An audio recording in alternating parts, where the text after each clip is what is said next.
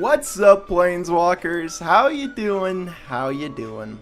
Welcome back to the Moot Show, and today we're gonna be making some macaroni pictures. Huh? Looks like we got some mail. I wonder if it's one of those viewer requests I've been waiting on. This one comes from D024130. It's a strange name. Anyways, dear Moot. Oops, all spells in Commander, but it's actually fun and consistent, please. All spells, you say? I'm sure this wouldn't be too hard to make fun and consistent. One eternity later. Alright, so you want spells, and I can deliver, but before I show off the Commander, I wanted to lay out some of the groundwork for why I chose the Commander that I did. You see, all spells could be literally all spells, meaning we only play MDFCs for lands, but there are two problems with that. First, it wouldn't be consistent, and there is no commander that doubles as a sorcery that is also 5 colors as of this recording. Why is that important? Because otherwise not only would we be playing almost all tap lands, but we'd only have at most 23 lands in our deck if our commander is 3 colored, which is the currently most color pipped spell commander available. So I did take the all spells prompt to mean you want our commander to be a spell as well, but I allowed myself to play regular lands to keep the deck consistent.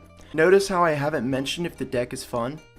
Well, my dear people, fun is subjective. Some people like playing big creatures or pulling sick combos off. Others like to roleplay that they're a Cenobite, trying to see what they can get away with before the 3 other players beat them to death with a hammer. Was that oddly specific? So for the sake of our deck working most of the time, we're playing Simic Lands Matter Control. We'll use none other than Tail of the Suspect. Just ignore the rest of the text on this card since it's not an instant or sorcery. Our command zone spell that we can put back into the command zone after each cast because it's changing zones says Investigate. You may play an additional land this turn. Initially this is pretty unassuming, but the spell lets us ramp like crazy. Now eventually the repeated commander attacks will price this card out, but by that time we'll have so many lands that we can play anything we want. Now by no means is our deck fast to win. No, today our plan is to grind out our opponents and cast a big finisher spell. Our win cons are either the mass copying of permanents, token beatdown, or land beatdown. We'll use mass bounce or fogs to keep us alive until we're ready to strike. Now the only weakness of our deck is the lack of card draw support.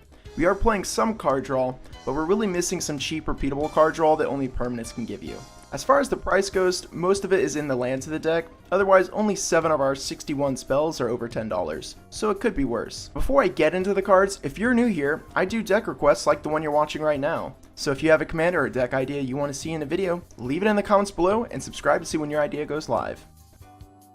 Okay, let's talk about spells, and there are a lot, 61 if you remember from a second ago. To keep things simple, I'm not going to cover the 12 basic ramp cards in our deck. These are cards that only fetch lands and don't offer anything else. Starting at 0 mana we have Pact and Negation since free counters are important.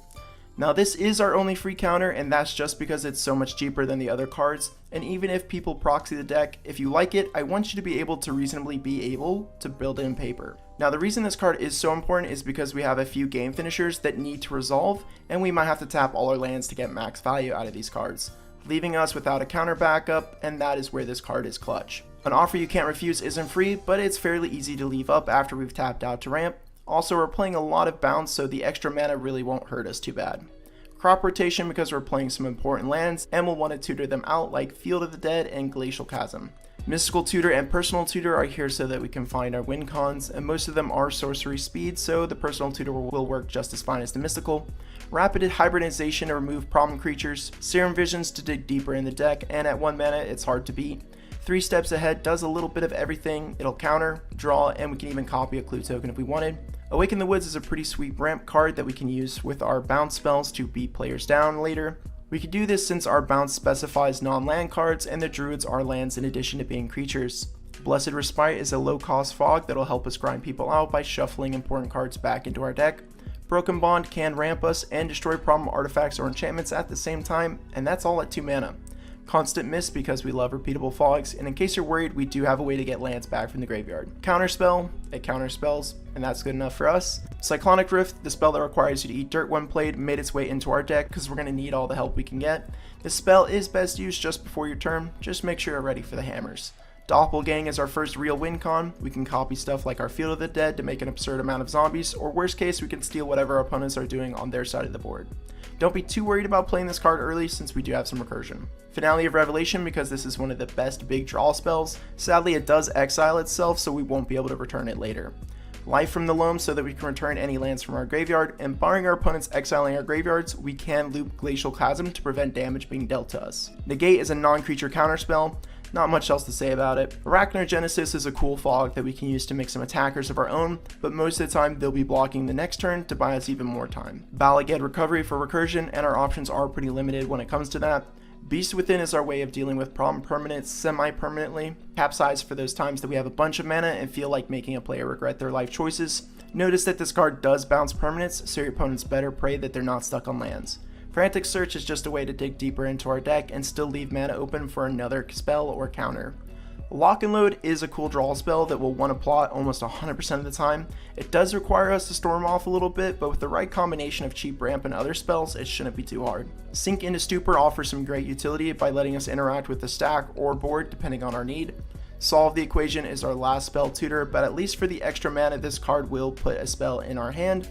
Stock Up, if it's good enough for the other formats, it's good enough for us. I have used this card quite a bit, and each time it has always impressed me. I think it's just a really easy replacement for Fact or Fiction. Sylvan Awakening is our cheeky win con that requires our opponents to let their guard down and for us to have lots of lands. At least one of those things should be easy for us to achieve. Unwind, everyone's favorite negate that'll let us counter again on someone else's turn if we have it. Beacon of Creation is another time buyer / win con. It just depends on how many lands we've managed to get out of our deck. Playing this card also means that you'll want to keep the Yavimaya Cradle of Growth in the deck list. Consuming Tide is a cheap mass bounce card that will strip away any strategy trying to go wide.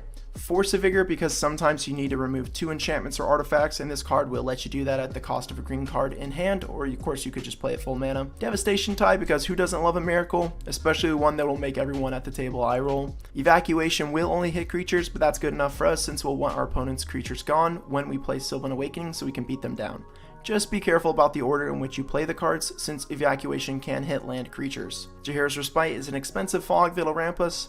The only reason I didn't include this with the rest of the regular ramp is because it's, well, a fog, and needs a creature to swing at us to work. Born Revealed is a nice way to get an extra land in our hand for the early Command Zone Explorer, and late game, 3 cards is always welcome. Make your own luck so that we can plot some of our more expensive spells, or worst case, a ramp card. Just make sure you remember plotted spells can only be cast at sorcery speed.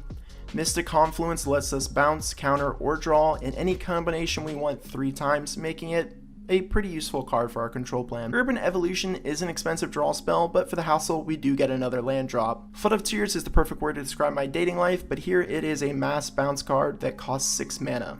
Titania's Command is one of our only ways of dealing with an opponent's graveyard. The only mode that is non-optional with this card is the land tutor for the 2 lands. All is dust, because sometimes after bouncing someone's board twice, we not only want to rub salt in the wound, we want to make whole new ones. This will exile anything that isn't colorless, and lucky for us, we'll only pretty much have lands on the battlefield.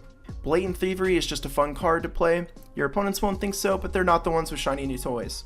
Coastal Breach is a great mass bounce card for us since it'll be discounted down to 4 mana in most of our games. Seagate Restoration is ungodly expensive, but the card is just that good. We want a way to draw lots of cards, and if everything goes to plan and we have a full hand, this will let us do that.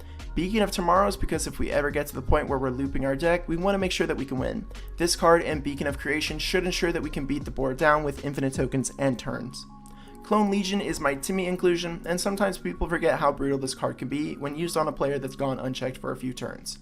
Expropriate, because we've already thrown out any goodwill with the table by playing this deck, so why not just play the 9 mana I win the game button. Commit to Memory for the final piece of interaction that we can use for a fresh hand later in the game. Plus, shuffling in graveyards is one way to stop graveyard shenanigans.